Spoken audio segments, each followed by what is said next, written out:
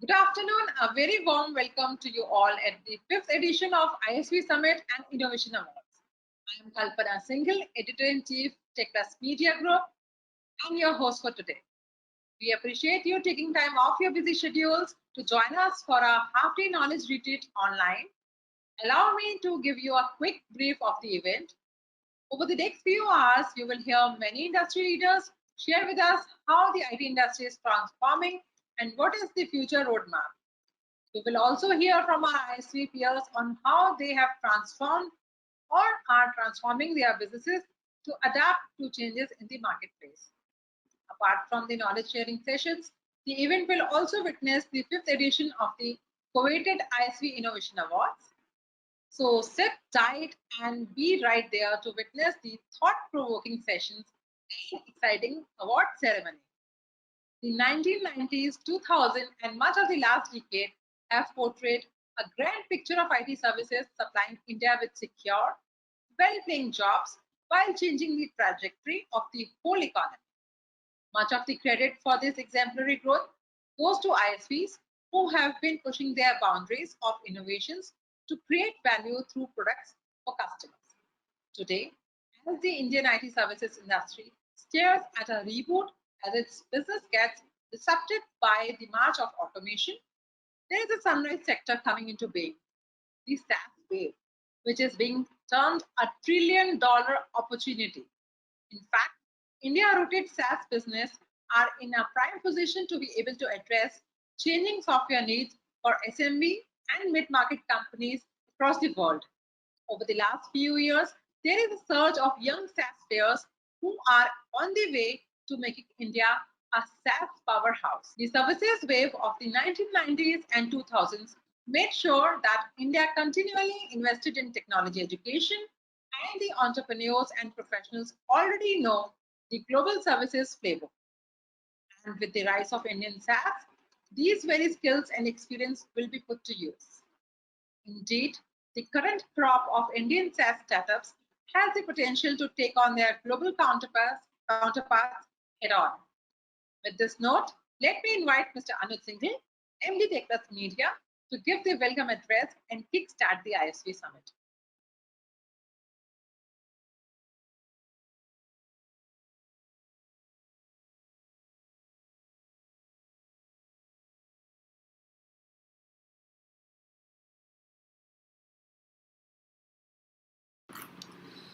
Good morning, good afternoon, and maybe good evening to some of us. On behalf of IT Bar News from Tech Plus Media, we welcome you all for ISV Summit and Innovation Awards 2020. We have seen that building IP is the single most profitable way to differentiate your business. Building IP allows you to provide an end-to-end offering, as well as to boost the valuation of your company. While the entire world is bracing with the COVID-19 pandemic, businesses are reinventing their processes and the go-to-market strategy for business continuity and to remain relevant for the customers. Digital transformation has emerged as the real saver which has kept the business afloat. I believe ISVs are the real agents of digital transformation and must be credited for their endeavor to innovate and deliver customer experience. It is in fact an exciting time to be an ISV company. ISV don't build an app for the sake of developing codes. They build an app to turn ideas into reality. As per the market forecast, ISV would reach 1 million by 2027, fueled by their ability to provide the highly customized application to their customers and help develop the dreams of digital transformation. In fact, I don't think that there is any other country in the world that has 80% of the IP driven gross margin. I don't see any reason which can prevent ISV company to triple their revenue over the next few years.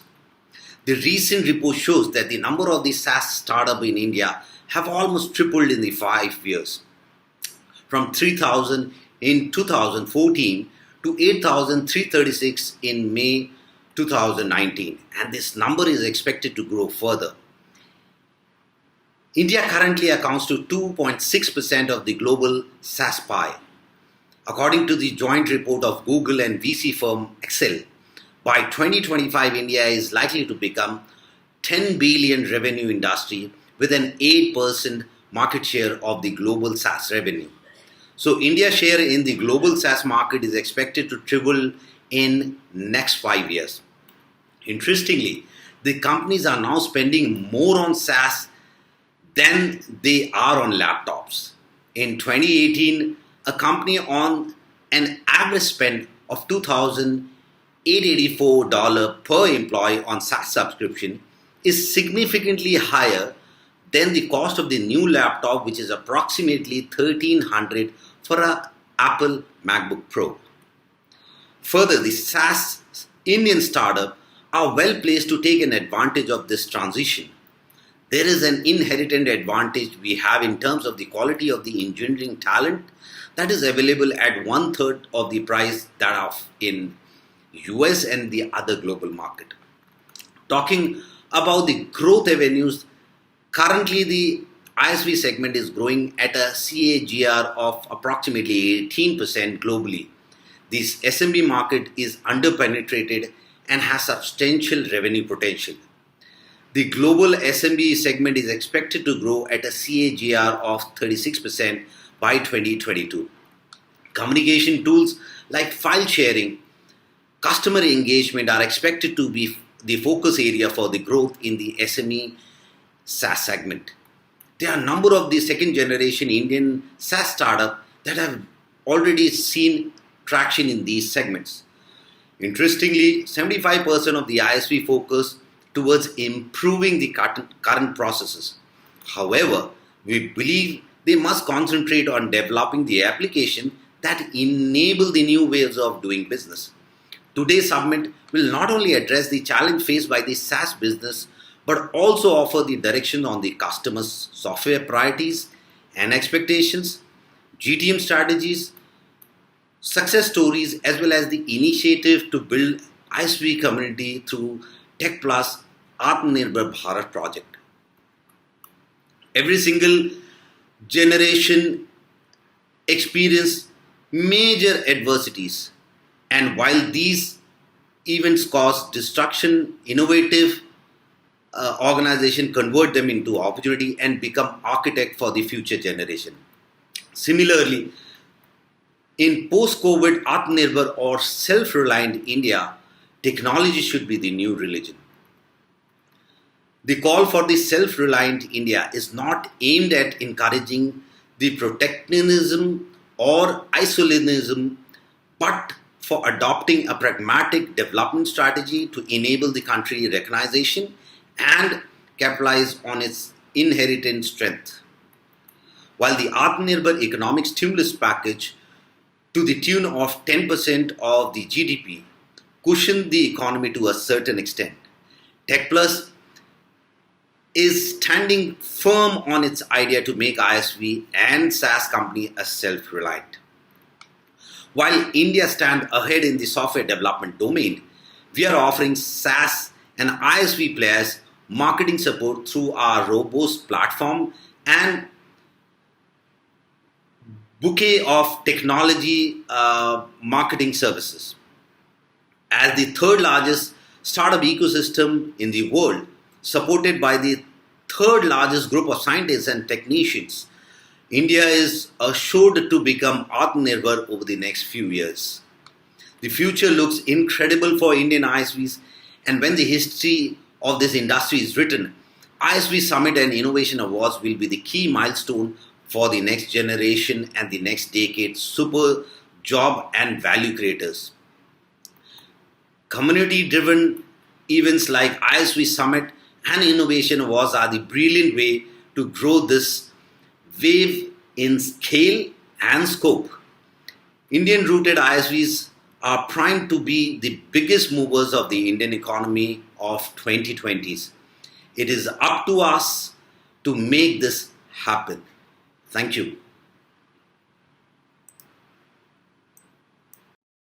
Thanks, Anuj, for your deep insights on the ISV landscape and growth prospects in the country. Now, let's welcome the first speaker of the day. Allow me to invite Professor Thilai Rajan, Department of Management Studies, IIT Madras, an associate of the Harvard University and international research affiliate at Tel Aviv University. His research areas include venture capital, private equity, corporate finance, and infrastructure finance. He has recently founded the YNOS Venture Engine, a business intelligence and analytics platform for early stage startups and investors. He will speak on the challenges and solutions for the early stage SaaS companies in the fundraising process.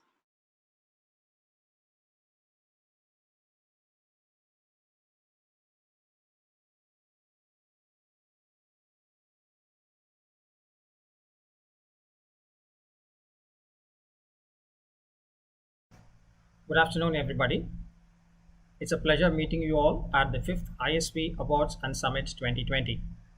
At the outset, I would like to congratulate and thank Anuj Singhal, founder and editor-in-chief of ITVAR News and Tech Plus Media, and Kalpana Singhal, editor of ITVAR News and Tech Plus Media, for putting together such a terrific event during the pandemic time.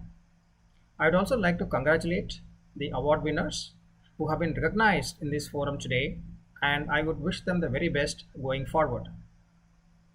I represent a company called YNOS Venture Engine, and we are trying to work to make together the early stage ecosystem a lot more efficient than what it is today.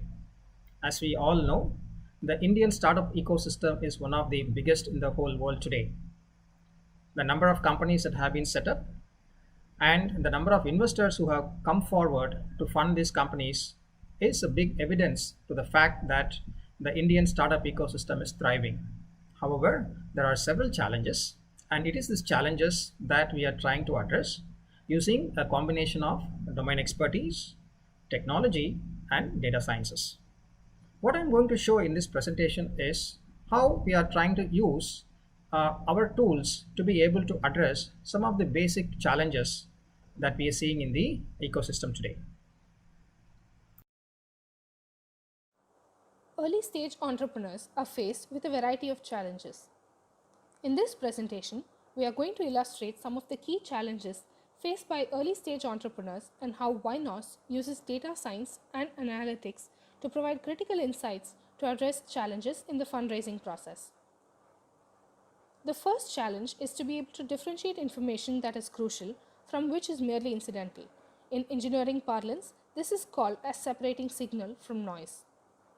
Generally, the volume of noise is always higher than the signal. That is, there is always more irrelevant information than crucial information.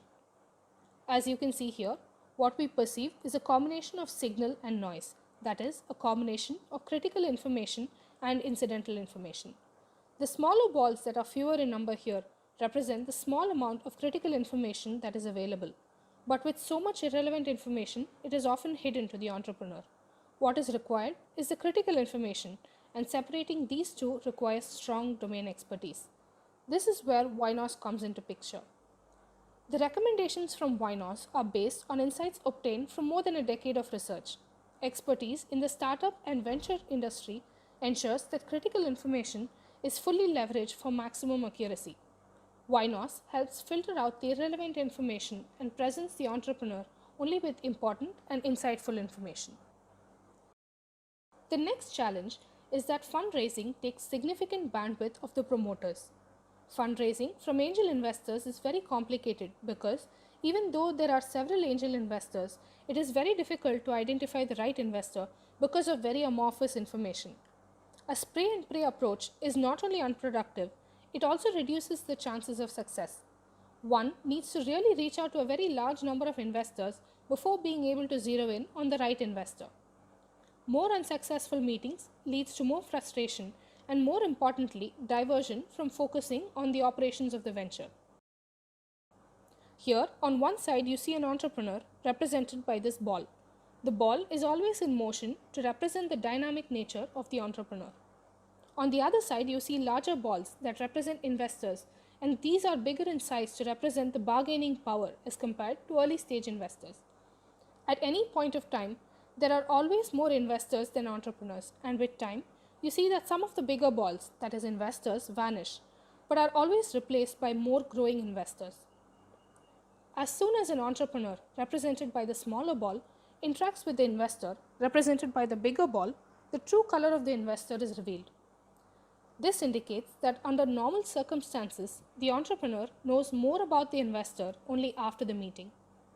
After the meeting, if the ball color changes, and if the color of both the balls are different, the entrepreneur is forced to retreat to indicate that each and every unsuccessful interaction pushes the entrepreneur a step back. The process is repeated to convey that the probability of meeting the right investor is very less. Each and every repeated meeting pushes the entrepreneur a little back, and ultimately several such unsuccessful meetings makes the entrepreneur give up. This is the existing situation. Another feature of angel investors is that their investment preferences are dynamic. Because of this reason, past investment patterns cannot be used as a guide to determine their future investment preferences. Here, the investor, represented by the ball, can start taking various shapes and different sizes to the untrained eye will seem unpredictable. Winos uses latest tools to derive the future investment preferences based on a number of factors apart from past investments. Scientific and systematic approach would bring in significant efficiencies and success in the organizational processes. Winos helps to bring together a certain degree of discipline in the investor discovery process rather than leaving it to chance. There has been an explosion in data and availability of information today on all fronts. Integrating this with domain expertise and the latest machine learning tools, Winos helps entrepreneurs to get startup informed and startup smart. The path-breaking intelligent technology platform developed by Winos helps entrepreneurs to identify appropriate investors, estimate valuation, and understand the startup landscape in a very cost-effective and time-effective way. What you saw just now was a presentation that helps you to understand how we are able to identify the right investors for early stage entrepreneurs. At the Winos platform, we have a lot more. For example, there is Verve that helps to estimate the valuation of an early stage venture. There is Insight that helps to understand the startup landscape. We also have Delphi, which is a unique platform that helps entrepreneurs to identify and access some of the best science and technology experts in the country. All in all, the platform is a solution that addresses some of the major pain points that are faced by early stage entrepreneurs. I look forward to welcoming you on the Winos platform. Reach out to us and we'll be more than glad to be part of your entrepreneurial journey. From the bottom of my heart, I wish the entrepreneur in you all success. Jai Hind.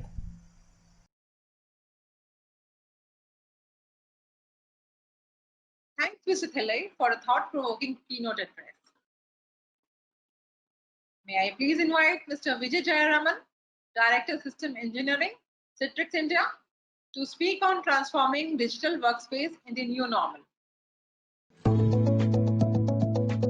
In a business as usual scenario, the customer's key objectives are generally to increase their revenues, ensure an outstanding customer service experience, improve employee productivity, manage costs, and ultimately to achieve digital transformation. During unpredictable disruption, business disruptions can impact organizations of any size in any location. We may see that 90% who were in the traditional office environment shifting to remote locations. Every organization needs to develop a business continuity plan to ensure its business operations can continue under a BCP environment. Customers would want the flexibility to work from home, bringing the entire desktop environment from the office to their remote work environment. A thin and flexible workspace for specific environments like BPO, where secure access is needed for data privacy and sovereignty. IT departments need to keep their data safe while at the same time providing remote access to applications and data. They will need to manage centrally whether the users are working in the office or remotely, as well as have the flexibility to scale up or down based on the business needs. Over the past 30 years, Citrix has been a leader in providing virtualization, networking, and mobility solutions. When our solution stack is combined, Citrix provides a remote work environment for our customers that is unparalleled. Reach out to your Citrix sales rep or your Citrix partner account manager for more information.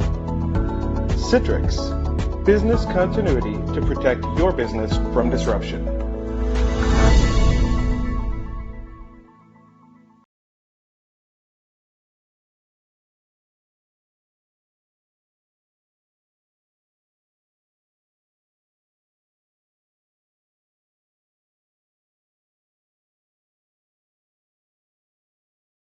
Hi, my name is Vijay Jaraman. I lead the pre-sale system engineering in Citrix. I'm here to talk about transforming digital workspaces. Getting the users to access applications securely and productively has been the core to what Citrix has done over the years. It is the reason why many enterprises choose us. But what the pandemic really here has done is fast forward this motion really to have wide scale adoption across different enterprises. Obviously, the movement to remote work has been organic over the years. It has been happening for the last 20-25 years. For the knowledge working industry, as well as most of the services industry, people have the work has followed people home. What we think will also happen as time goes by is when things return back to normal, organizations will continue, and I'm sure you do too, organizations will continue adopting this methodology where a significant part of their employees and users will still be in flexible working mode. That is, they will work from anywhere.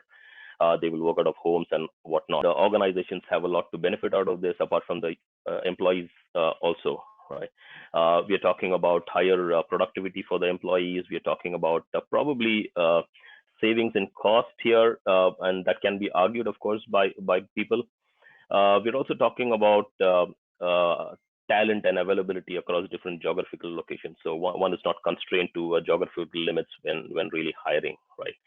Now, when you look at the elements of a borderless user, a user who works anywhere, right? These are the tools of his or her trade, right? It is about the devices. It is about a Wi-Fi. It is about the 4G connectivity. It is about email, which is the biggest killer application if there is any, right? It refuses to disappear.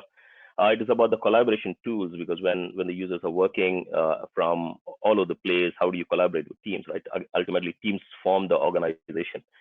It is about access to applications and their data, right? And when one looks at experience of a remote working user, there are two facets to it. One is the experience that the employee or the user themselves have, and the second is the sort of experience that IT administrator has. And one would see that these are very, very different, right? From a user point of view, it is all about performance. It is all about being able to access everything remotely. It is about not wanting to punch passwords 100 times in a day across 15 different applications. It is about being able to work across multiple devices and not being encumbered by certain interfaces, right? So when one looks at it from a IT administrator or a CIO or a CISO's point of view, the care abouts are slightly different.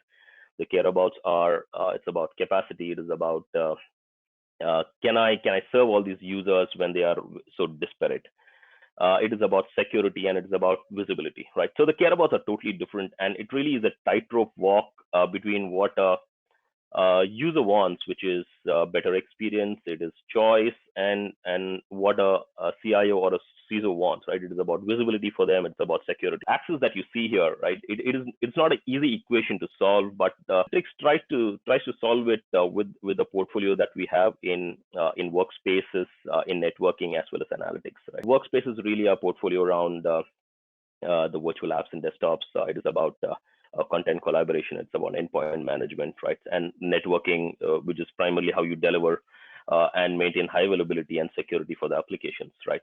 Analytics gleans data from the workspace and the networking sides and tries to present a single view of the world to a CIO or a CISO organization in terms of the security postures, in terms of performance of different applications, in terms of even productivity of employees, right? That's exactly where we're trying to get at. Citrix Workspace is a complete platform for work. It tries to organize, guide, and automate the work for the employee, for the user, right? It provides access to all the applications and the desktops, whether it is a application that is delivered using a SaaS mode out of the public clouds, or whether it is a web application that is deployed in the data center of the customer themselves. It is also about access to different sort of content, right? Content repositories can be anywhere. It can lie on public clouds. It can lie on their own data centers. How do you control and have a sort of a security wrapper around how content can be shared and distributed? So that's what the Workspace provides. It is also about endpoint management, right? And this is primarily a compendium and an entire stack which primarily tries to provide secure access to the users, at the same time provide visibility to the CIO and the CISO organization, at the same time providing a consistent user experience for the user, no matter where they're accessing their applications from. When we're talking about remote work, right, security becomes one of the very important points to consider, and this is on everyone's mind. Perimeters of the data center is really dissolving. There's no perimeter to block. There is no firewall which says this is permitted and this is not permitted. It's not so easy anymore, because the users are everywhere. Your data is lying in different repositories, in different clouds. Your applications are, again, very distributed, right? So the zero trust really starts with a default deny, and access to an application or a resource is granted for a limited time based on the context, and it is based on continuous checking of who the user is, who the device is, and things like that, right?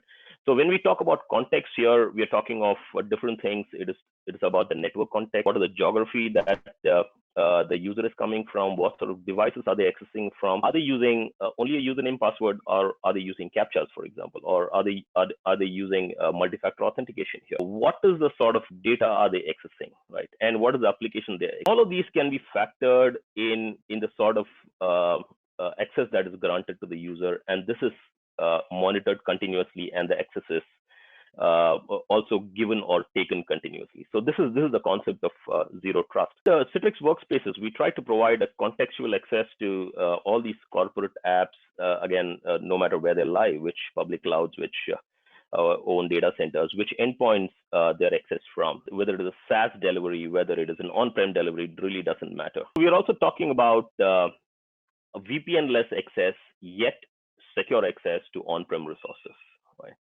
We know VPN is not the most efficient sort of mechanism in terms of resources to access something, right? It is secure, yes, but is it efficient? Absolutely not, right? So this is what the Workspace also tries to solve. It is about a single sign-on to all your applications, seamless, right? Federated authentication. Let's not forget infrastructure security with denial distributed service protection, bot protection, API protection, and as well as encryption. This is built into what we try to provide, right? Here we are also talking about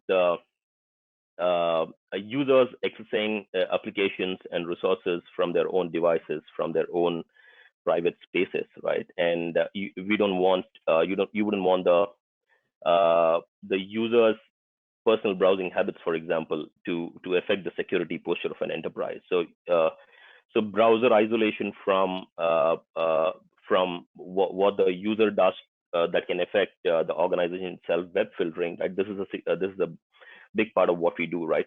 In terms of isolated browser service. It is also about data governance, especially with all these web and SaaS apps, right? But how do you solve things like a keylogger stealing authentication data from a unmanaged device, which is part of a BYOD policy, right? How do you defend against screen capture, screen grabbers, and also in controlled customers like financial services industries or even pharma, right?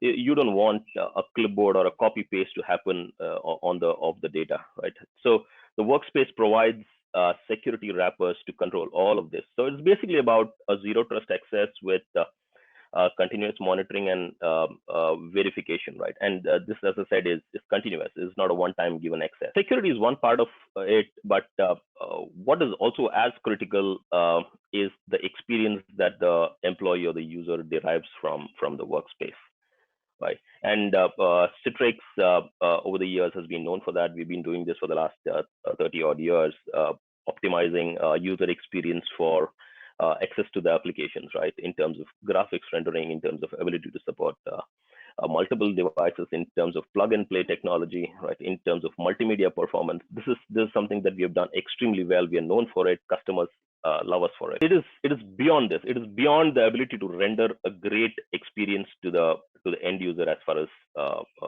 access is concerned, right? From what the user sees is this is the Citrix Workspace, which tries to organize, guide, and automate work for the user. And instead of, for example, the user trying to connect to 20 different applications, what the workspace does is really surface all those actions that they need to do on the applications in terms of a feed itself, right? So instead of, for example, if I have a sales report to be generated at 5 p.m. every day, right? The workspace learns that this is an action that happens every day and automatically tries to send across the report at 5 p.m. every day, right? So this is a sort of intelligence that gets built in, and our ability to create these workflows across multiple applications here using micro apps is something that will also be of interest to partners and ISVs here, because this is a services opportunity. This is an opportunity to build IP on the platform of Citrix Workspace that we provide. Direct micro app connectivity to 100-odd applications that are available as a SaaS service.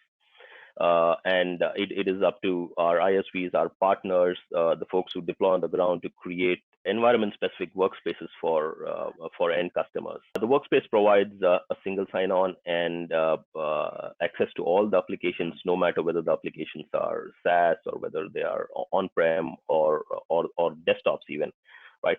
Provide access to files, no matter where the file repository is, whether it could be a Microsoft OneDrive, it could be Google, it could be a Dropbox, it could be one of your file servers in the data center itself. So providing a security wrapper for access for all these files is something that the workspace provides. A search function that searches across all of these scopes, right? Whether it's applications, whether it's files, whether it's desktops, there is common search functions that works across all these scopes. The ability to tell the workspace in natural language what needs to be done. For example, if a leave needs to be applied, I should be able to tell the workspace through the virtual assistants that go apply leave for between this day and this day, right? And so the workspace actually goes back to the HRMS software, puts in a request for leaves and goes through the approval work cycle. This tries to take away a lot of these transactional, mundane tasks that the end user has, tries to make their jobs a little bit more enriching, and hopefully the employee or the user more engaged with the organization. As far as the business continuity is concerned, over the last few months, what Citrix has done in the last 4 months is try to get customers hooked onto their environments quickly and securely, right? It could be using multiple ways. VPNs are things that are part of a solution, and this is what we try to help customers with expansion of existing basis of the virtual apps and desktops. For example, many customers who try to ship PCs home to employees, right? We told them that there's a far better way to do it. Why don't you do remote PC access, which gives you all the benefits of the experience that we spoke about, and easier access into the PC workstations of the end users, right?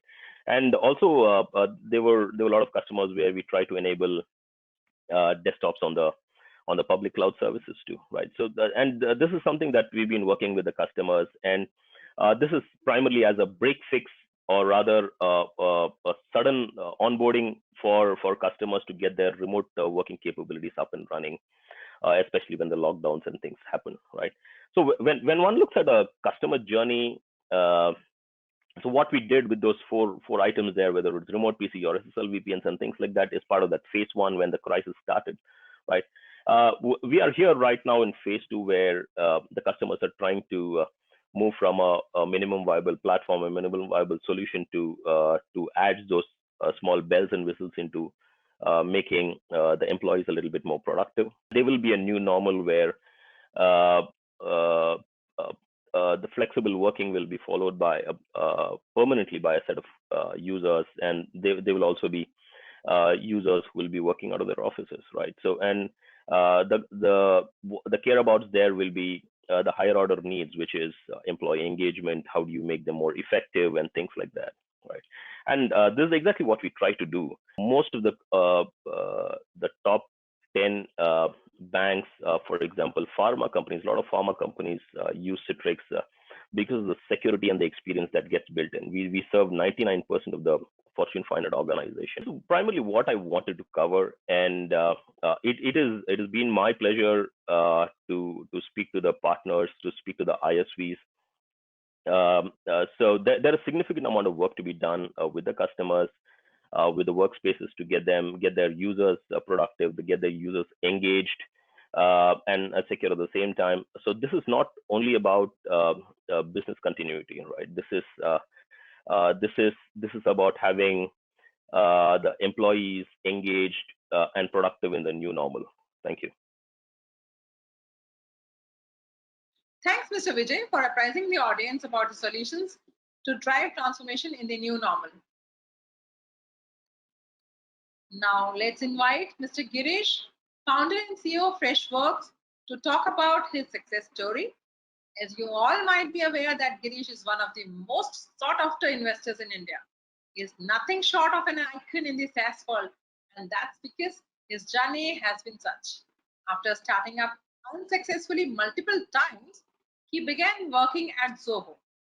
That's when he was inspired to create a new startup with a new help desk product in 2010. His perseverance has led to his success around the globe.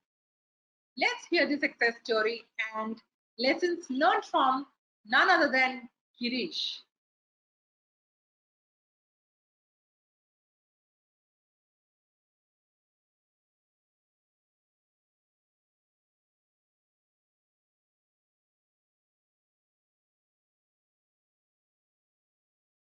I was shipping my stuff back home. 2.5 months later, when my stuff arrived, my TV was broken. The 40-inch TV was broken, and I had purchased insurance, so I called the company, and I hoped that they would do the right thing. So 5.5 months passed, multiple phone calls, emails, like there was no sign of my money. And at that point of time, I decided I needed revenge or justice, whichever way you look at it. So I shared my experience in February of 2010 online in a forum. And this was before Twitter and Facebook were really being popular for businesses. So I shared my experience online. The community started engaging. The next day, the president of the company came and apologized, and the next day, money was in my bank. Now, as somebody who had built customer support help desk in the past, this was something new. I found that as a consumer, I had new power. So there I got the idea to create a fresh help desk. So we started the company as Fresh Desk. So today, I'm going to talk about when you start a startup, one thing everybody likes to do is give you advice, right? So I thought it would be interesting to share some of that advice that I got with you. But more specifically, I want to focus on the advice that we chose to ignore and come out successfully because we believed in something else and we executed well. And so we came out on the other side. And so I'm here standing in front of you to talk about that. So when we started in 2010, there were 600 help desks in the world. So people told us, how do you expect to really win? There was a website called helpdesk.com that you can see in the background. So today, we have customers in more than 100 countries using our product. But I'm not going to talk about this story. In 2011, when we first got our investment, so people told you have to move out of Chennai. You can't get the talent in Chennai. You have to move to Bangalore, right? And again, today we have close to 2,000 people working in Chennai. We have an amazing facility. We have a company with a culture that I'm really proud of, and a lot of A players want to work for us. But that's not what I'm going to talk about today. In 2012, people also said you need to focus. We were building our second product, so we were asked to shut down our second product because you have to focus on your first product and then make it really big. But our mission was always to build a multi-product company. So we had to work hard to convince our board to let us build the second product. And once that product went to like $6.5 million in revenue in 2 years, all the products today, we have 8 products and building more. But that was just another one of the pieces of advice. And also the other advice that I got was Microsoft. Forbes ran an article in 2014 which said Microsoft acquired Parature, and so they're going to put Freshdesk out of business. if we were to die every time that somebody wrote an article about our death, we would have already been dead 7 times. We don't hear about Parachute anymore. So today we have customers in 127 countries. But I will talk about this particular piece of advice from a person whom I respect. He's a very smart investor in the Valley, and he's a well-wisher for the company. And he actually said, Girish, I don't know how you built this company to $54 million from India, but now it's time to move to the Valley and bring the big boys in. Now, this was deep. Now, for me, I was always passionate about building the company from India and Chennai. And when somebody whom I respect gave me this advice, I really wanted to prove him wrong, right? So I wanted to ask ourselves, and this is what I asked my team, can we really build a world-class product company from India? Or for that matter, I wanted to ask everyone, like, can we really build world-class anything from India? This group of middle-aged women, they're all celebrating, right? So they're celebrating the successful launch of Mangalyaan. So India, most of you may not know that India is the first country to actually complete this mission on first attempt, and we did it at a budget of $71 million, which is less than the budget of a Hollywood movie Gravity. NASA spent $1 billion in 4 attempts to get the mission to Mars working. So obviously we know that we have the talent and we can do world-class stuff from India. Let's look at another example which we use for our own belief. 2016 Olympics, I think many of us here were cheering for PV Sindhu, right? Like when she won the silver medal. So what most of us didn't realize that to produce a world champion like Sindhu in 2016, the man you see on the picture, Pulela Gopi Chand, he was trying to set up an academy. And in 2005, I think he was considering selling his home in order to finish construction of the academy because he believed, being a badminton player himself, he believed that India can actually produce world-class talent, but we needed to train, and he was willing to put in all the effort with that belief. And today, his academy has produced not only Sindhu, but I think 3 players in the top 10 in the world. So that is one of our stronger reasons to really believe that we can do and execute. And this is what we did in our company when I said, last year, we actually said we are going to build the first $1 billion revenue product company from India. Not valuation, but revenue. And that we set up as the dream and belief. And with that, we also wanted to understand, like what we figured out 2 years ago was, there has not been a single global tech product IPO in the US. Like we have had many US companies go through this, but there has never been a single Indian company, and we have the opportunity to be one. So that is also part of our dream, which we said.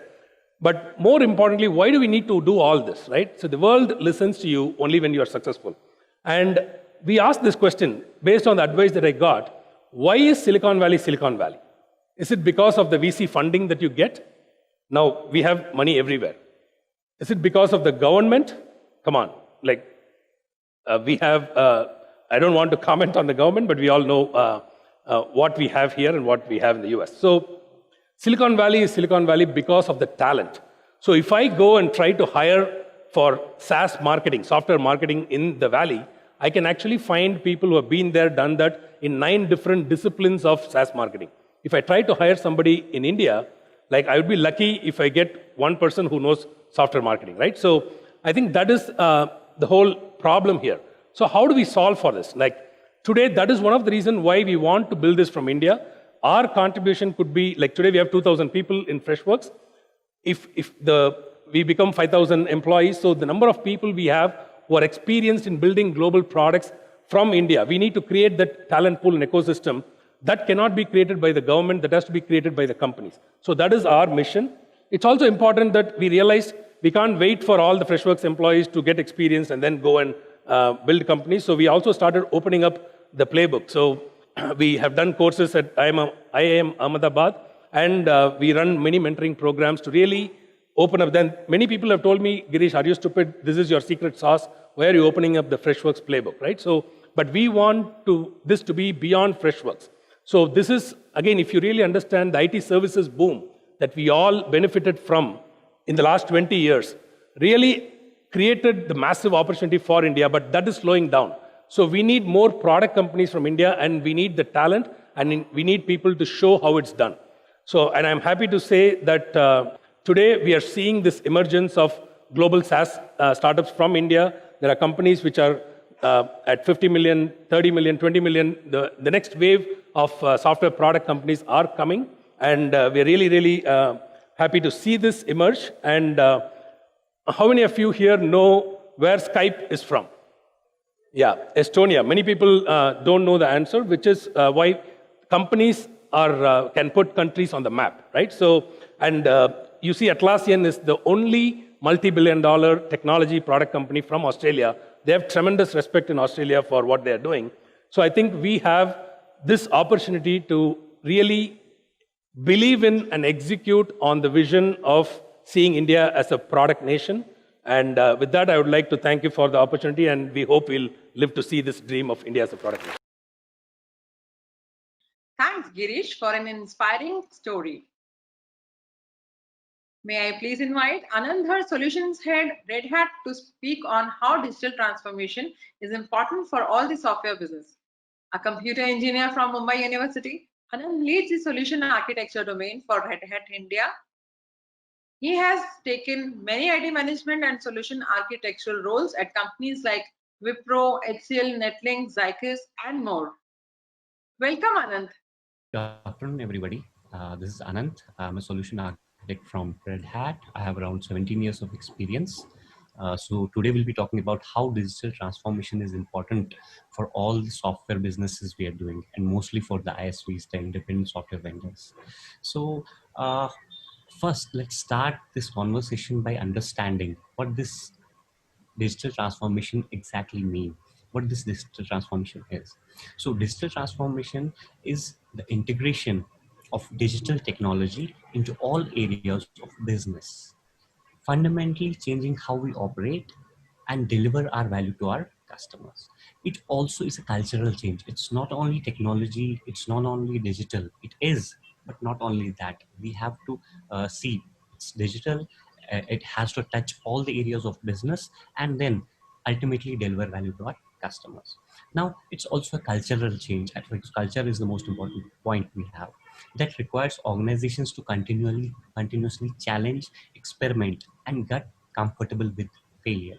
So why I use this statement, get comfortable with failure? Because we need to fail fast if we have to grow fast, if we have to develop fast. If we take time to fail, like if we take around 6 months to fail, we are doing something and we fail, and it takes us 6 months to know that, okay, we have failed. We are not transforming, we are not doing any business. It will take a lot of time for us to succeed. So to succeed, we have to fail fast. So that is the statement. Now, you might have seen digital transformation is adapting or leading the disruptive changes in the markets, right? Using digital capabilities and innovative technologies, which are there right now to create new business models, products, or services. Right now, we are talking about digital transformation everywhere. In this situation, the pandemic, which we are going through right now, everyone is going through right now.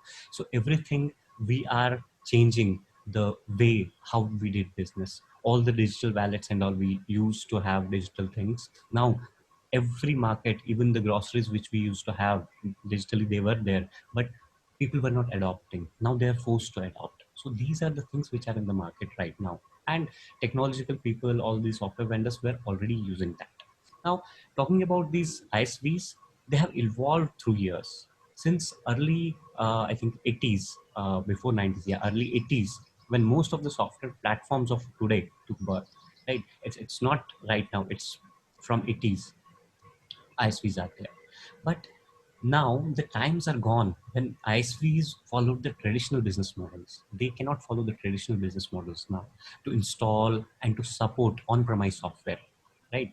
They were having on-prem software products which they used to support for their clients. Nowadays, we have like fast emerging technologies like artificial intelligence. We talk about machine learning, AI, ML, basically IoT or Internet of Things. We talk about big data analytics. So all these are actually transforming business into digital enterprises, right? With this disruption invading business across all the sectors, it's important for traditional ISVs to scale up and adopt new methods of business models to remain relevant and competitive. They cannot go with their old system, the old traditional systems. So these software development sector and the ISVs that sell them, all the development sector and those ISVs which are basically selling those softwares they're actually right now they're seeing, even we are also seeing several changes. There are many shifts in the market. Expect us to be online 24 by 7, like not us, basically our applications, whatever we are selling them, they want us to be there when there is any problem. So 24 by 7 support, 24 by 7 working, and also they want us to work on each and every platform. It doesn't matter if it is a desktop, it is a laptop, or it's a mobile phone, or it's a tab. It should work everywhere. So these are the things what our customers are demanding right now. So due to these things, customers are moving from on-prem software to software as a service model, which we call as a SaaS model. So why we are going to SaaS model? These are the things, because the demands are different, demands are new. Moreover, these software solutions will have to advance into kind of a digital platform that will provide better scalability. It's not only I go to a SaaS service model and everything will fine. So I have to innovate. I have to go to a very advanced platform, like a digital platform that will provide scalability, configurability, and integrations, because I have to integrate a lot of applications in it. This means these software vendors will no longer be independent. We used to call them independent software vendors or ISVs. These will no longer be independent, as they will have to partner with various technology solution providers. Right. So they will partner with different technology solution providers who provides them these technologies or these platforms to build the software as a service model or the SaaS model. So one of this technology provider is Red Hat. So they can come to Red Hat and we can together grow and innovate. Now, there are certain factors which we are talking about. There are many what you call blockers to transformation. Why these ISVs are not transforming if it is so easy? This digital transformation, it helps us to become digital leaders. These digital leaders are high performers. They use open source things, because open source things gets you a lot of innovation, because it's backed up by millions of contributors. It's not only hundreds or thousands, it's millions of contributors all over the world. Now, these digital leaders are connected and in control. They are always looking for new technologies. They want to innovate. They want to see new things. They want to test new things. Right? They are willing to iterate quickly. They're every time they're willing to try something new. Right? See how it works and then refine it.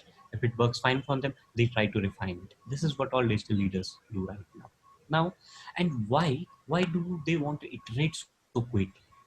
Okay, the same thing which we told about fail fast. We want to iterate quickly. If we have to fail, we have to fail fast so that we can develop fast, we can innovate faster. If we are slow, we are not going anywhere. So these are some of the things what these digital leaders do. So there is a study which we have also studied, and we have experiences with these companies. And one of us is Red Hat also, which is actually digitally growing. These disruptors, basically what we call or digital leaders, what they do is they take over the market very fast. And I can give you some examples. Some examples are like Uber. You know, the transportation company Uber, how they disrupted the market. Now nobody goes with a private auto or a private taxi, right? It was so expensive. Now Uber has done such a disruption that nobody is with private taxi, right? Their business is down. Same is with hotel industry. We can take an example of Airbnb. What Airbnb did was they actually changed the way that hotel industry will work. It's they are giving everything to the customer, right? Whatever customer wants, everything is there, but they have changed the way. So these are the things which disrupt the market. And I'm sure you do not want to be one of the persons who are taken down by these disruptors, and you want to be one of those disruptors. So this is the question you have to ask yourself. What do you want to be? You want to be a disruptor, or you want to be a business which is taken down by a disruptor, right? So if the answer is yes, I want to be a disruptor, every organization says that yes, we want to be disruptors. So what you need to do, first thing you have to ask yourself, where are you in this digital transformation journey? Basically, I told digital transformation, it's not a goal, it's basically a journey. So where are you at this journey? There are different stages of this journey. One is emerging, transforming, and innovating. Emerging means you're adapting new technologies to transform. right? Second one is transforming. You have already accelerated transformation to become a leader. And the third one is innovating. You're already a leader, you're already a digital leader, and you're continuously innovating to stay a leader. So to stay a leader, it's not like you are there as a digital leader and just you don't have to do anything. You have to innovate continuously to be a leader, right? So now talking about these things, how can we go there and what all things are important? It's all about efficiency, agility, and speed. That's what we were talking about, right? The efficiency. These are high performance. So agility has to be there and speed has to be there, right? Faster time to market. It's all about shifting investment to innovation, because different organizations are basically trying to like uh, make the things available which are already there, basically trying to put on the lights, right? Make the lights on every time. That is where 70% of the budget of IT operations, or we can say development, also goes. But we have to think how we can shift that investment to innovation. So we can, when we look at these initiatives, what we are trying to do is we are trying to move our business towards transformation, right? So every organization or every business wants to move their thing into digital transformation. They want to digitally transform their business, but it doesn't mean that for everyone the path will be same, right? For every industry it will be different. It will be different path for different people. It cannot be same for everyone, right? Now, how do they get there? There are many things which helps us from industries, what we have learned from the industry. There are some things. There are main three. We have actually divided into three different categories, where we can tell them how you can go to a digital transformation stage, or how you can become a digital leader. One thing is open architecture. So what does this mean? It's basically called next generation architecture, where we are talking about the hybrid cloud. We are considering the hybrid cloud, right? We're not talking about a single cloud, either it be a private or a public. It can be a hybrid cloud. We're talking about cloud native applications, right? Which can run on premise or which can run on cloud. We are talking about the functions like AI or ML, artificial intelligence or machine learning. We're talking about big data. So all these things we have to take into consideration while having a architecture, while creating a architecture. That's called next generation architecture. Now the second thing is open processes. First thing was open architecture, now open processes.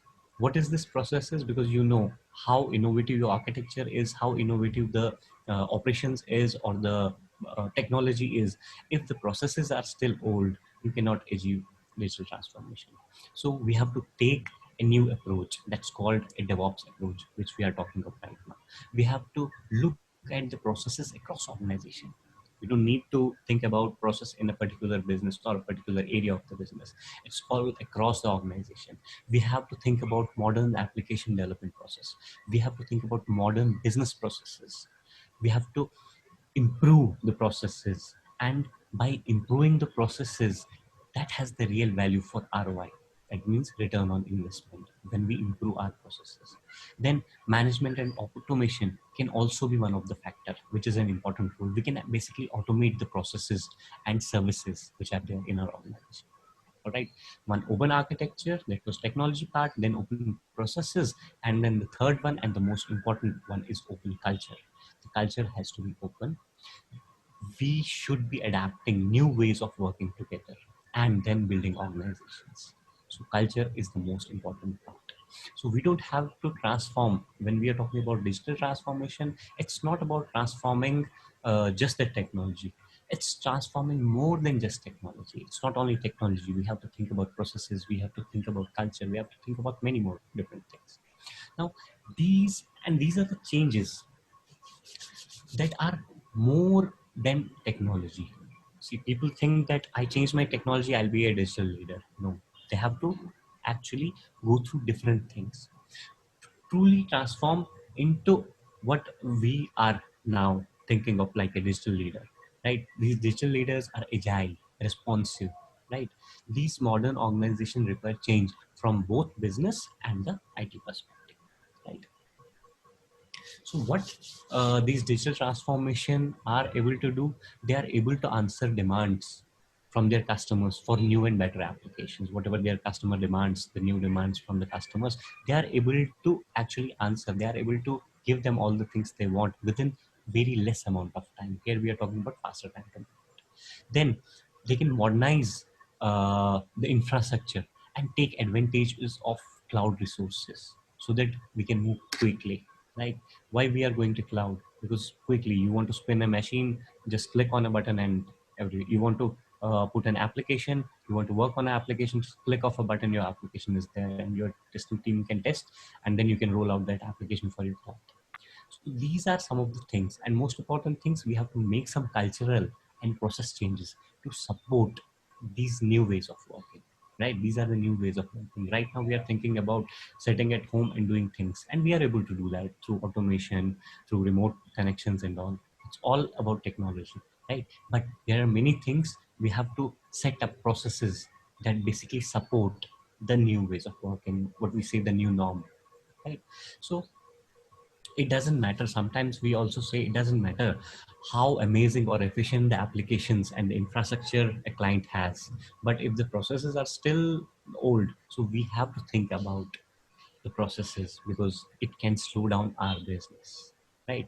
So now, as I already mentioned, that it's a different journey for everyone. But first thing is, where do we start? We have to start somewhere because it's a journey. You can start at every point of this journey. Doesn't matter where you are right now, you can start at every point. So where can we start? We can start by collaborating. We have our portfolio as Red Hat, and Red Hat can help you in the journey of digital transformation. Together, we can innovate and be a digital leader in this time. Right? That's all I have to say about this. Thank you very much. Bye bye. Have a nice day.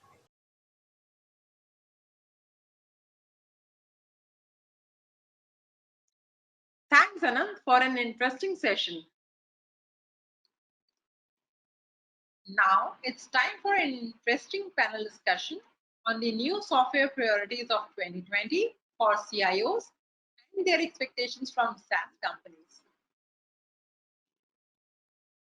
As we are aware that CIOs are facing the greatest challenge of their careers, even as companies grapple with the implications of the COVID-19 pandemic, it is already clear that CIOs are playing a central role in navigating through the crisis.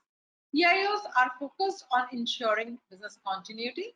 Remote working is a new norm, and technologies associated with remote operations are taking center stage. Moving forward, the only thing certain for CIOs in 2020 is nothing is for certain. In the current uncertain times, let's understand from the IT leaders about their priorities on software and their expectations from SaaS vendors to gain competitive advantages. Let's welcome our renowned panelists to take this discussion ahead. Please welcome Mr. Prasanna Lohar, Head Digital Innovation and Architecture, DCB Bank.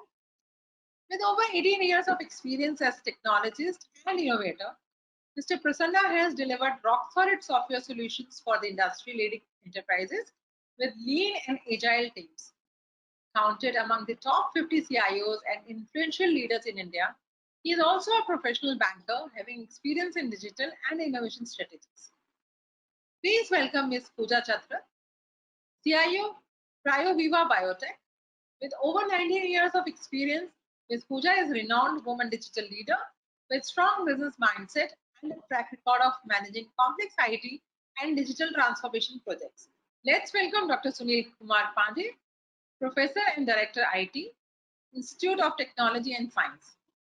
A PhD in Computer Science, Dr. Sunil has over 21 years of extensive experience in IT administration and digital transformation projects. The panel will be moderated by Feroz Khan, Partner and Head Digital Advisory at KPMG India. Having extensive experience of over 22 years with industry leaders like Reliance Industries, PepsiCo, Godrej, HCL Technologies, and the Boston Consulting Group. Feroz has expertise in digital advisory and consulting to deliver digital transformation, enterprise solutions, technology architecture, and business process transformation for various Fortune 500 companies. Over to you, Feroz.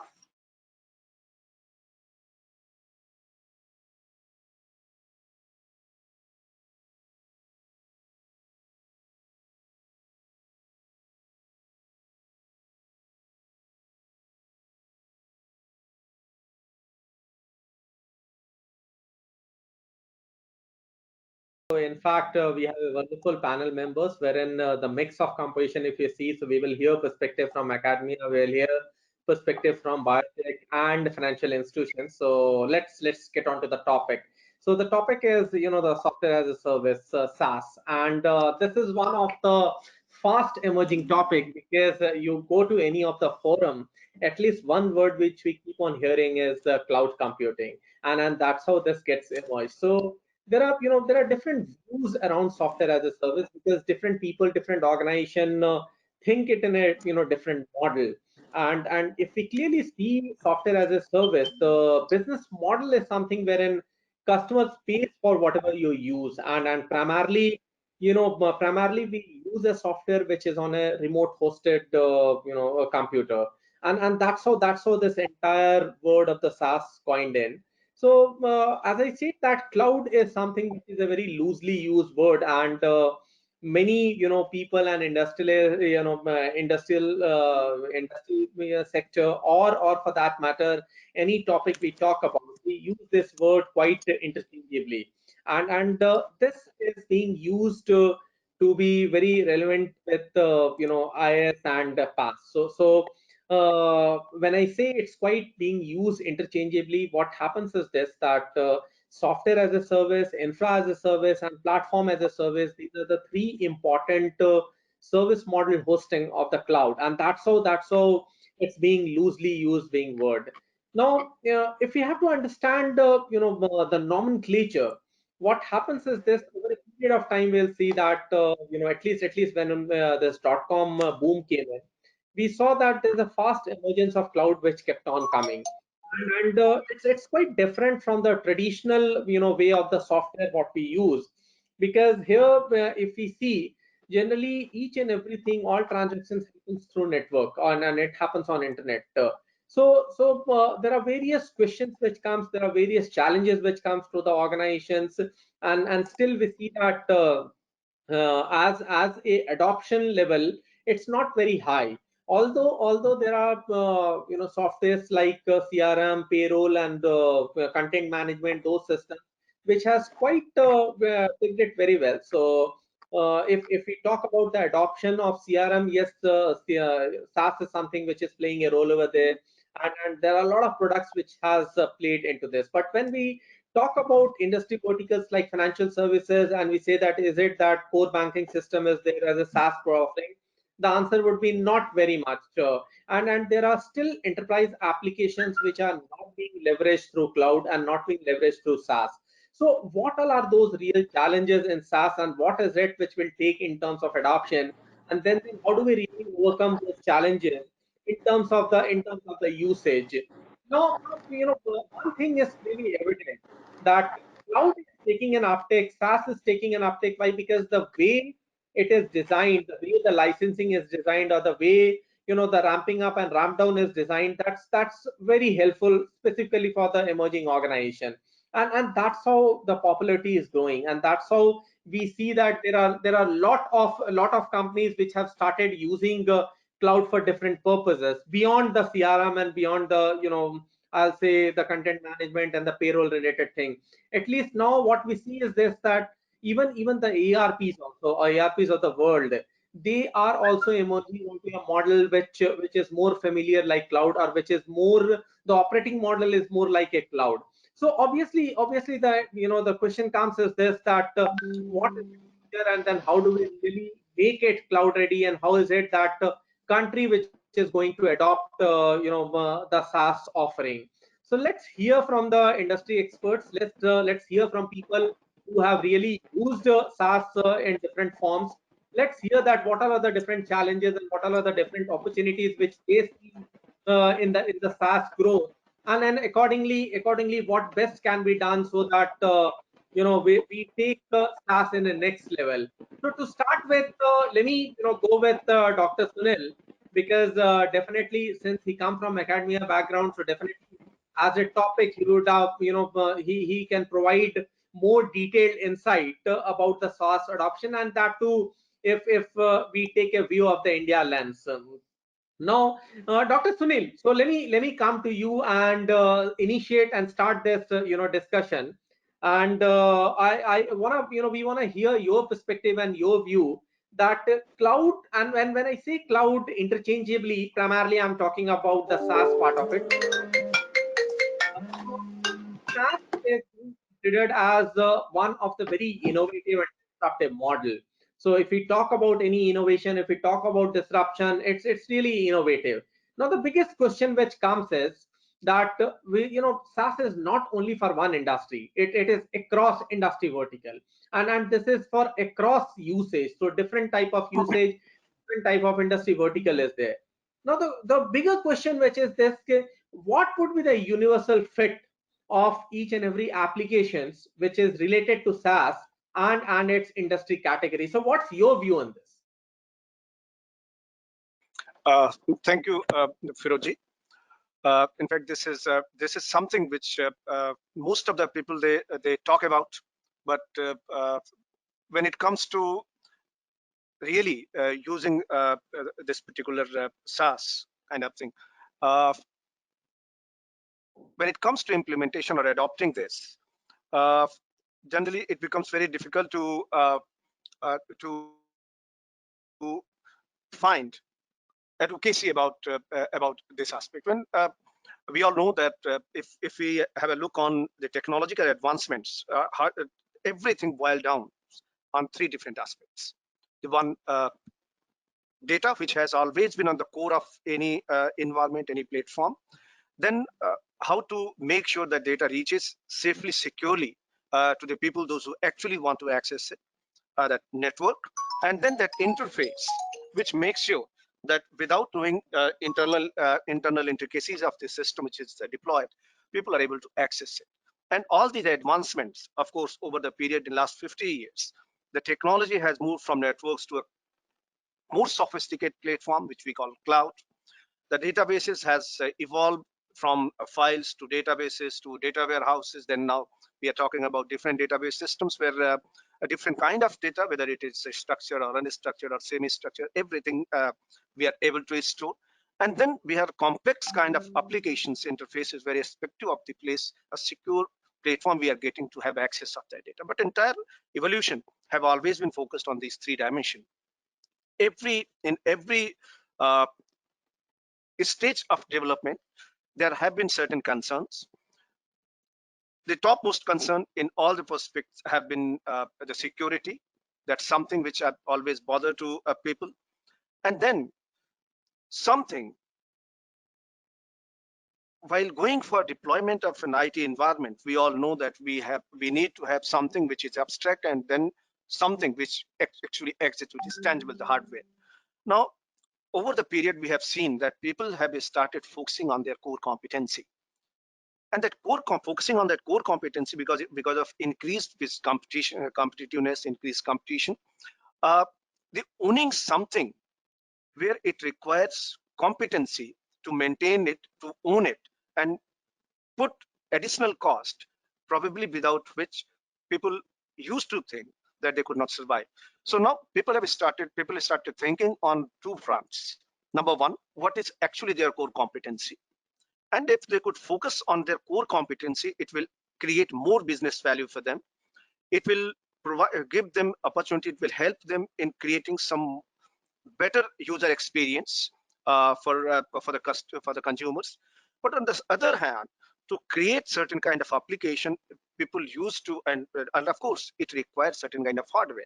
When it comes to hardware, the investment in hardware, and then after investment, after setting up those entire infrastructure, you need to hire people, you need to look after the maintenance, you need to look into different aspects to making it secure, and then ensure that system runs in 24/7. So if we have a broader look on all these perspectives, most of the time, organizations were forced to focus on something which was not their core competency area. But with the emergence of the cloud, now as an organization, we have that opportunity to understand our strength, to focus on what we can do, and probably without bothering about something which is not core for you. And that's where these clouds are playing very important, whether it is infrastructure, whether it is software, whether it is the platform, whether it is now databases also are considered to be as a service. So number of things have started emerging, and software as a service is, of course, it's something which in any way, if we are related to the field of information technology, we have to use it. And if something which facilitates us to use it without owning it, without bothering about its maintenance, without bothering about its security or safety measures, this is something which is of very much interest the people. Now, what this cloud has done, when we talk about SaaS, PaaS, or IaaS, or other services, we see that this implementation of cloud, inclusion of cloud has played very important role in accessibility, because now there are people, those who have competency, those who have deployed that setup, those who have expertise in that. They are from backend, they are supporting in this entire process. We are not required to put in lots of money to own that hardware, to install it, and then to manage it and maintain it. Rather,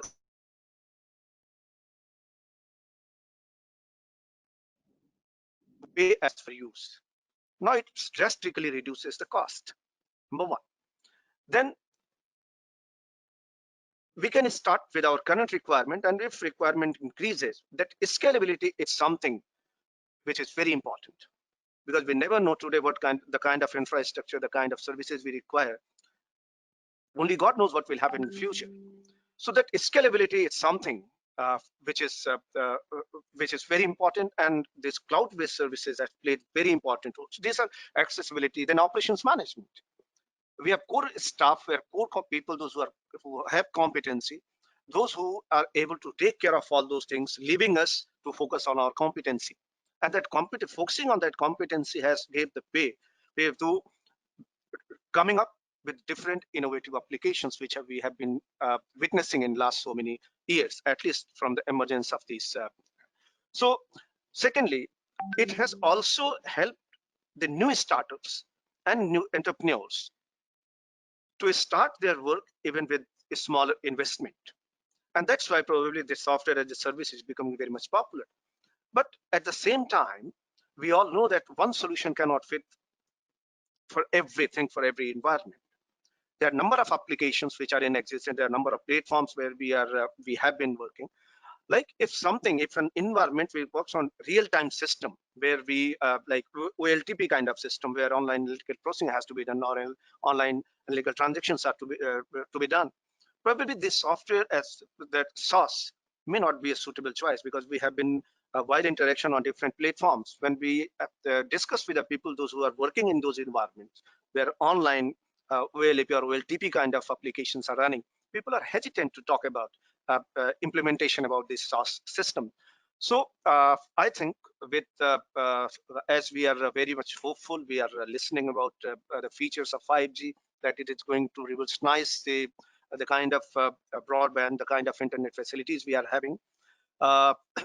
Last month, I was in a discussion with Mr. Vincent Cerf, who is considered to be the father of internet. When we were talking to him that in what direction this internet is moving, because ultimately for cloud, the backbone is internet. And at most of the time, it happens that as a user, we might be interested in using and implementing all these things, but many a times it happens that bandwidth, the internet connectivity becomes an issue.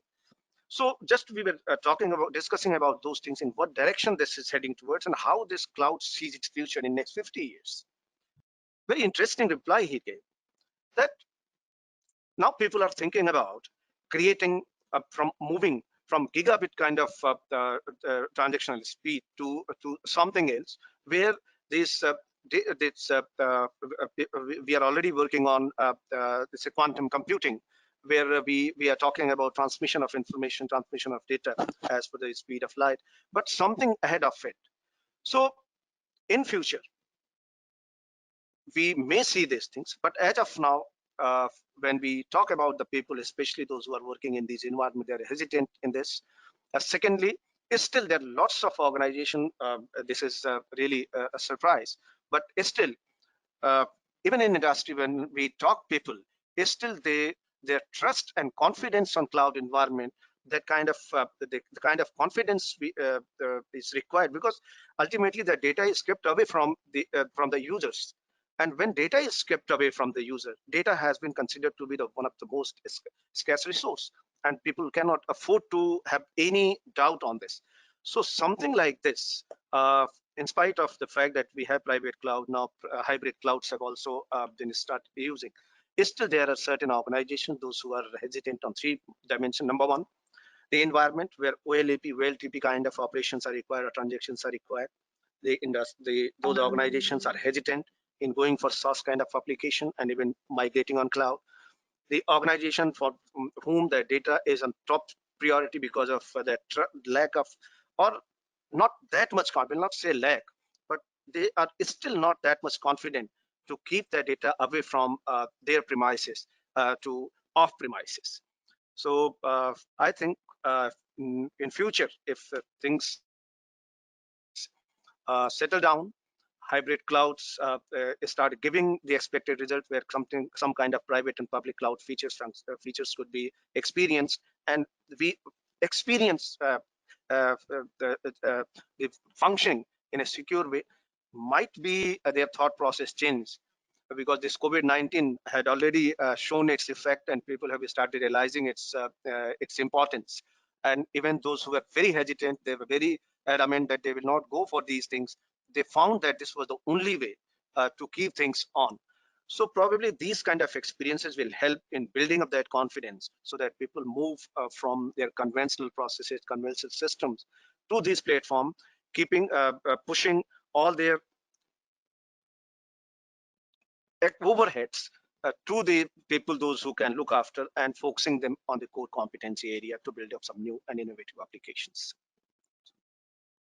Great. So it was really great, hearing you, and you have brought into three very relevant points, that the evolution of when we talk about security, that's really important. You spoke about integration and interfaces. That's another important thing. You spoke about the evolution of data. That's also important. So all of these things will put together in terms of the success of this, and that's the reason we see that still security is a concern. So there are many companies which feel like that the enterprise data should not move into cloud. Why? Because security is one of the concerns. So you have brought in very relevant, pertinent point. Let me move to Prasanna. And Prasanna, since you come from a financial service background, and financial service background, when I say, this is only industry which is highly regulated apart from pharma and biotech. So want to hear from you that when it comes to SaaS adoption, generally the mindset is that still people think about the CRMs of the world or the ECMs of the world and all.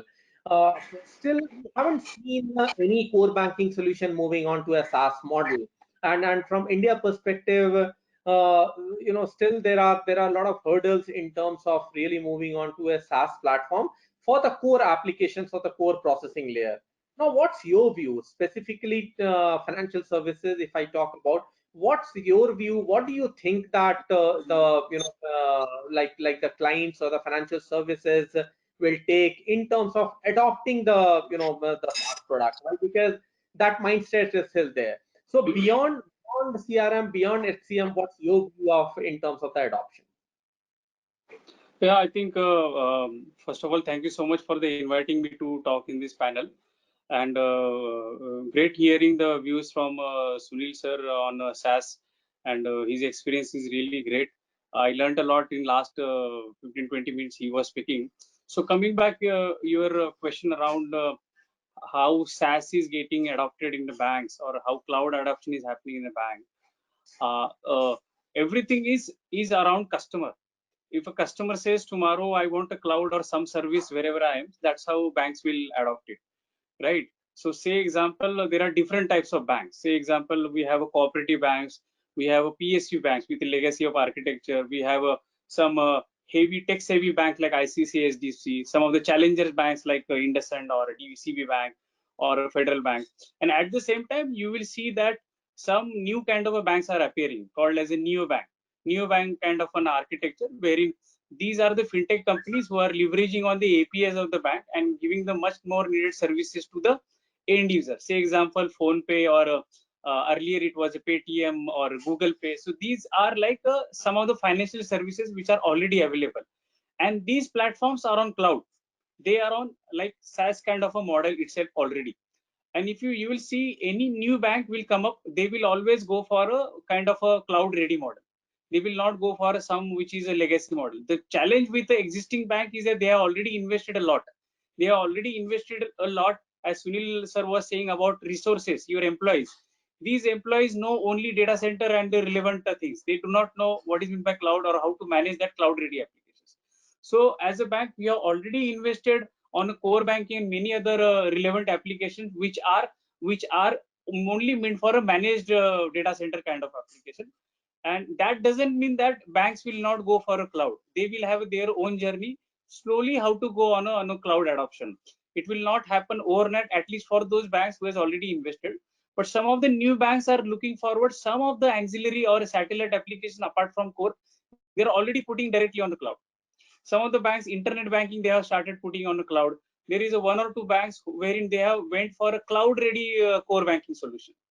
So it's a journey. So SaaS or adoption of any of the new thing, it's a journey, and every bank will go to that journey slowly, provided whether they have an internal expertise. Yes, then they go for the going for the technology, and so on. Coming back to the question like how adoption is happening.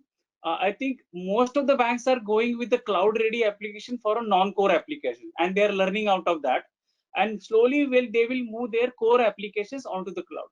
Now here there is a one more rail, right? One more another parallel thread. Are your IT service providers, are they ready for the cloud ready solutions? Does Infosys or a TCS is ready for a cloud ready core banking? Answer is straightforward, yes or no, because that particular baseline of a core banking is not matured enough the way the current baseline is matured for most of the banks. So it's like a game for them also to make something on a cloud ready, and then they will go for a then I think in the future they will sell only cloud ready software, SaaS based software. Now if you, I think Sunil sir has touched upon the small tech companies, startups or entrepreneurs or fintech, their journey starts only on cloud, and their model also is a pay per use. They will never say that take this software, deploy it at your end and start it. There will be hardly very few. But if you ask any new model, say example, recently we were going ahead with the video KYC. Now, why video KYC? Because earlier the customer who was visiting my branches, now he don't want to visit branches. What he want to do? He want to do KYC wherever he is. He's present at home. He want to do there itself. That's why initially I was saying about customer. Customer will drive you. Now it is the same customer who is watching on a Netflix or Amazon Prime and many more other channels. At the same time, now he wants the same all of your banking services, any of those services on the same platform. So I think there will be another kind of a channel which will arise from bank itself. Then they will provide this service on a SaaS model to the same customer on the same Netflix platform. That is why on a Netflix you are going to pay, you are allowed to pay to use that banking service to pay for that model. Or if you go on to the shopping mall or Flipkart, you are able to pay because that banking experience is already reached there. So if that is how we have to see tomorrow's banking. Although core applications will be around core applications will be around with you at a managed data center, but as a journey we will see how some of the satellite application go on cloud, and slowly we'll adopt the cloud model. So here regulation is also studying. They also have all the guidelines how to deal with the cloud. They have IDRBT has already released some of the guidelines that how to choose a software based upon cloud. And ultimately I think Sunil sir has also mentioned about security. Security is a main important aspect, or that mindset. That mindset has to be open mindset. So today banks are waiting how other bank will go on the cloud, then I'll go. somebody has to take that initiative and go for a cloud.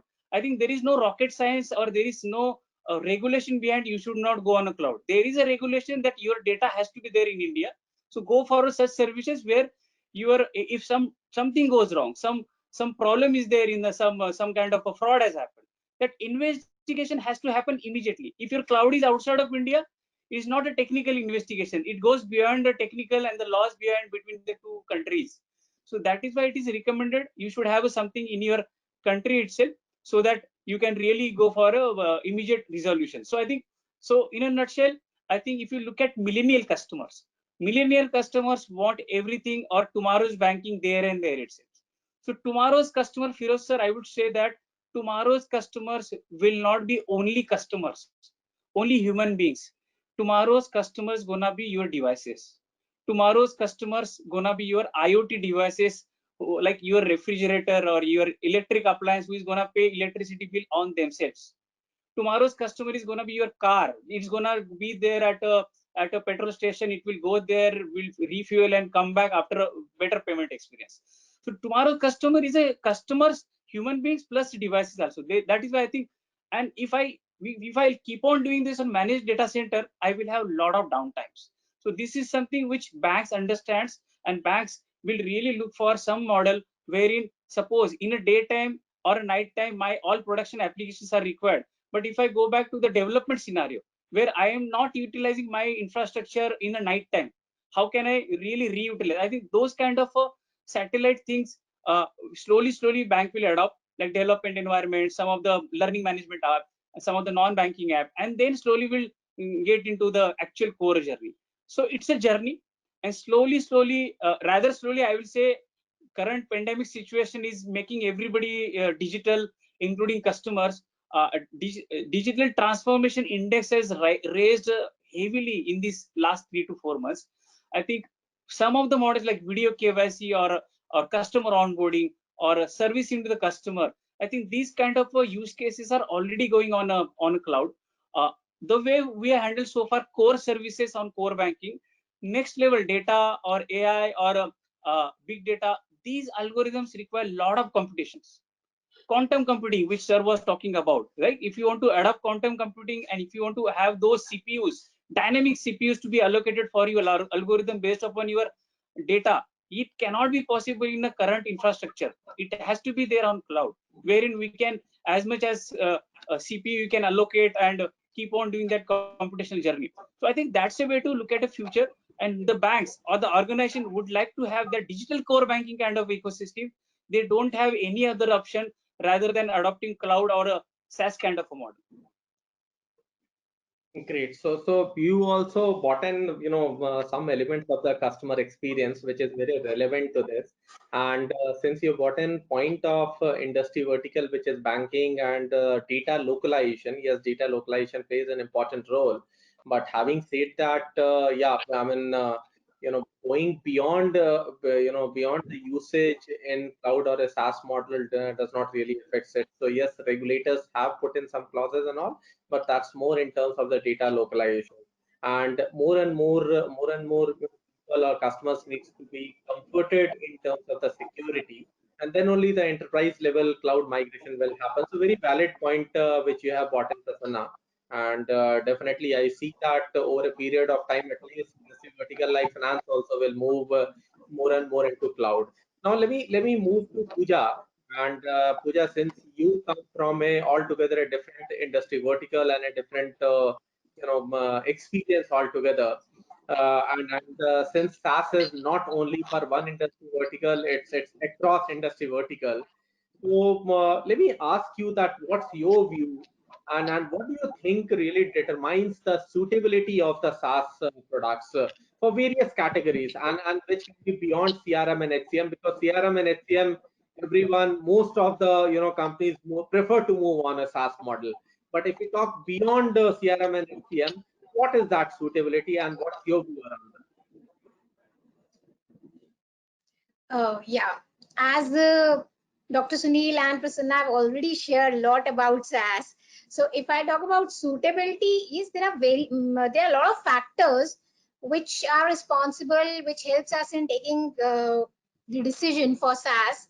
Like if you talk about traditional software, perpetual license was one of the important part, and wherein we had to make a lot of upfront cost was involved. There was a lot of infra cost which was involved, and a support fee which was again involved. So the biggest thing which helps in SaaS is the kind of model that they have for their price applications. They have a subscription fee, which is either a monthly fee or an annual fee.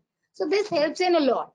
And the SaaS vendors nowadays, they have typically, they price the applications in such a way that based on number of users, the applications can be used, and the customer is actually happy in putting their money in such kind of projects.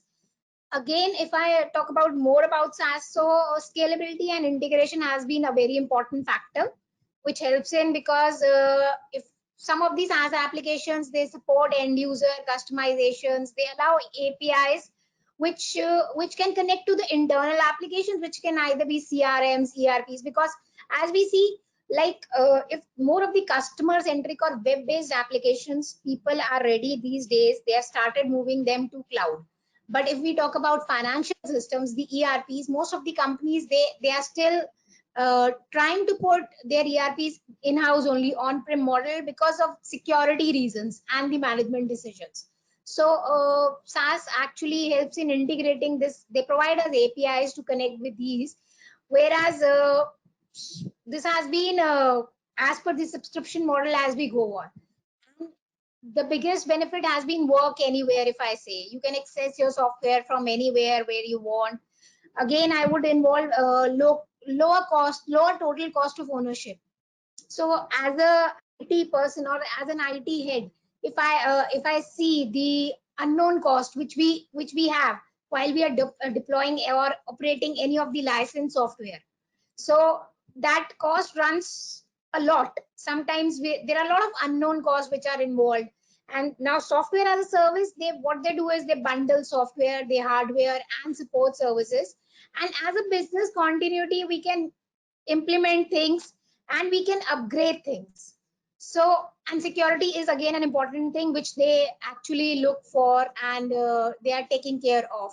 So these are some of the things that rapid go live, I would say, going to market, that's been quite easy while deploying the SaaS models. And in our case, if I say in healthcare, or in my experience, like we did a lot of proof of concepts using the cloud model, and we took a small server, we tested the software functionality, and based on the model, the requirement that we have, we could have one instance of different versions, and then we can do the smooth migration. So this helped us a lot in our industry.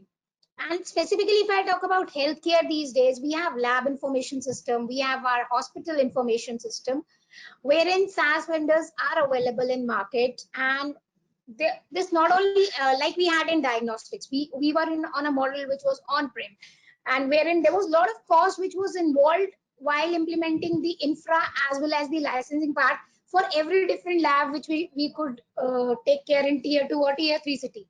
So what we did, we were looking for to cut the cost and also improve our operational efficiency using this model. So for our diagnostic, we moved everything from on-prem to cloud, wherein our vendor, he was actually taking care of the complete, he took care of the complete responsibility for the infra, for the security, upgrade, overall management of the product. So as an IT, I could actually involve my team members in doing some other work more essential. So it helps in using your IT resources again in taking some strategic project decisions, while we can use the SaaS vendors to take care of the other functions which are actually of I would say not less important, but yes, they have the expertise, and we don't have to keep a lot of team members in a non-IT organization. We don't have to keep a lot of team members when SaaS vendors are already having those.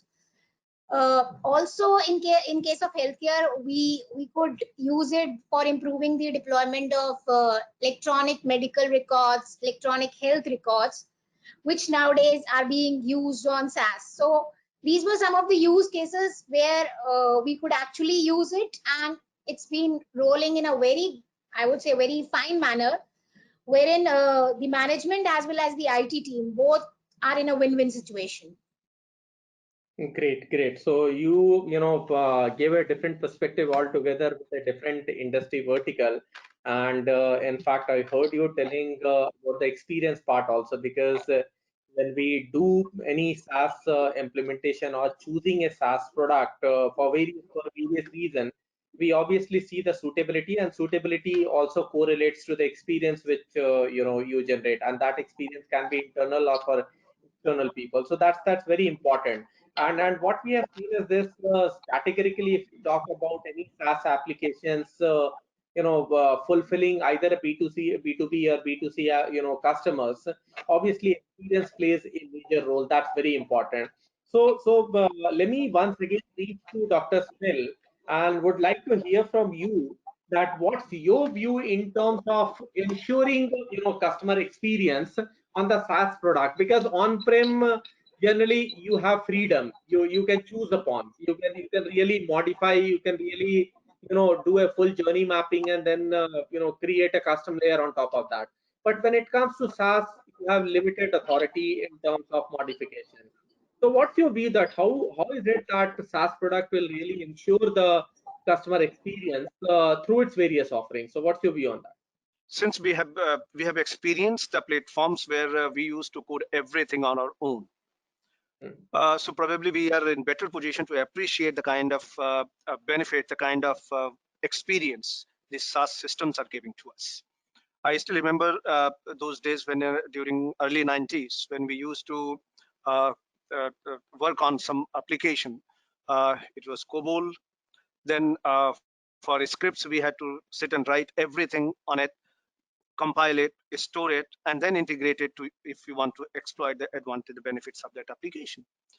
But now, since neither you are required to own the hardware, nor you need expertise in maintaining and managing that software, you don't need that major operational resources. Those complex installation procedures, where we all must have experienced this, that once we used to buy an operating system to install it before we can use that application or to start using it, it used to take days, because some of the times some drivers were used to miss. Sometimes it used to happen that that some configuration setting was difficult. But all those things have been taken away from because of these this cloud-based SaaS platform. So it is true that if we look around, we find a better managed, comparatively secure, and efficient system, with additional features of having those analytics also, because if everything as a user, if we have to do, we all know that we need to have a complex setup, complex infrastructure, which not only requires cost but requires the expertise in those areas which might not be of your competency area. So this SaaS-based application definitely has made easier to use these applications, focus. Like now, if all the required softwares, if I have to go for an application, rather as a developer, if I have to code some application, and I feel that that application is required to be developed on a particular environment. Now, rather than owning that environment, even if I'm a startup, even if I'm going to have my own initial startup, these platforms are definitely has become a boon for those. So there is no doubt that these platforms have created an environment where we as an end user, we have better experience of using the things without much involvement, cost investment, in much more managed and efficient way. Great, great. So We can just one thing I would like to add here. Like in India, we can experience we can understand how these SaaS platforms are becoming popular in India, because popularity or accessibility and how people are going to use it, how people are going to respond it. In fact, we can see how people are expected to accept it. And in India, currently we have got around the 2.6% of SaaS installation here in India. If we draw a pie chart, around 2.6% India places itself. But recently, a joint report was published by Google and Ekel, which is a US-based company, and they're predicting that by 2025, India is likely to become a $10 billion revenue industry with an 8% share of global SaaS. Now, if on such a huge scale this growth is predicted by the companies like Google and that US-based VC firm, it itself speaks the kind of growth India is seeing in this adoption and acceptance of this SaaS. It takes time because this is something which have started picking up. It takes time to build the trust and confidence of the users. But once it happens, definitely it is going to remain there. It is going to sustain for a longer period, and especially where application development, where we are short term or middle term, if we are looking for, definitely these SaaS platforms will have edge over the other environment, other platforms.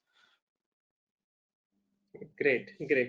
So it's always wonderful hearing you, because you bring a lot of depth with data and different analytics, which is good to hear. And good to hear that the growth size is well, the huge. I mean, specifically India as a market, what you highlighted is there's a huge growth potential in the next couple of years. So that way the adoption definitely would be very high. In interest of time, we will not go ahead with any other questions, but would like to pick your brains. If suppose you have to share your perspective in one line about the SaaS product adoption in India, what it would be. So just what do you think in a one-line statement that SaaS adoption in India? If let's start with Pooja. So what's your thought process? I think in one line we could say pay as you go, which is Great. actually bill payments. Yes, you are right. So pay as you go, pay-per-go model is something which Right. defines, and this is the beauty of SaaS product, because a lot of organizations and people, when they buy this, they want that freedom that whatever I use, I'm paying for that, and whatever I'm not using, I don't need to pay for that, which is different from a perpetual license. So definitely, yeah, you are right. In interest of time, let me summarize this discussion with the key takeaways. So what can we take up a quick audience poll? We have a quick poll coming up. So it's on the same lines, yeah. Till the time this the results comes out, let me provide what I heard from all of you. So we heard different perspective, one from industry vertical and second from the adoption perspective, and then we even got some stats also from Dr. Sunil, which tells that the adoption of SaaS product in India is really going to increase in next couple of years. See, there's one thing which is very clearly evident, that when all of the eminent panel members spoke about, yeah, here the result is out. So I think 35% of the people are telling scalability and agility. Even I also agree to this. So I also agree that yes, scalability and agility is one of the most important factor for any SaaS application, because we take only SaaS so that it's scalable and it's agile, time to market is less, and we really don't need to wait for months and months to do any changes or to ramp up or ramp down. So I think it's clearly evident from the result also. Next to scalability, it comes performance, which is also right. And the least number of people are telling customer support. Cost is also one of the factor. Yeah, so I think the results are clearly evident, which tells, and that's what we have been hearing from the panel members also. So mostly everyone spoke about the agility and scalability, spoke about the efficiency and the performance which it brings on the table. So instead of getting your own compute and own infrastructure and all this comes with a huge performance and huge efficiency. So very valid and totally relevant to the discussions what we had today. So I would, in interest of time, I think we are sharp on time. So would like to thank everyone, all of the panel members, to share. You all have shared your perspective, your views, which has been very valuable, and it's clearly evident in the poll results also, because I can see that linkage that when we talk about agility and scalability, that's coming out in the results. So thanks a lot for your time, and thanks a lot for sharing your perspective, which was very helpful. And I'm sure the audience and the viewers would have taken benefit of it. So thanks everyone, and look forward to meet again in some other forum. That's an interesting piece of discussion, resolving the ongoing challenges of the IT leaders. CIOs have really needed to step up and help take their companies to new heights over recent years, and 2020 will be no exception. They will have to juggle many balls of accountability and make wise and informed business decisions. Many thanks to the learned panelists and the moderator.